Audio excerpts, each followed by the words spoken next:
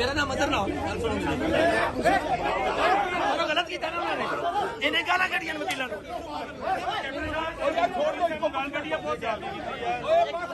लाना सामने गाला कटियां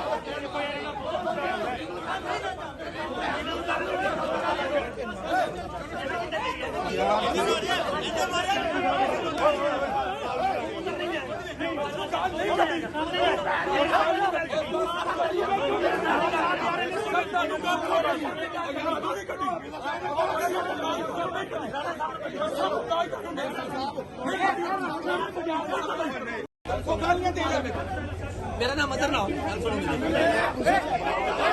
गलत किया ना उन्होंने इन्हें गाला कटियां वकीलों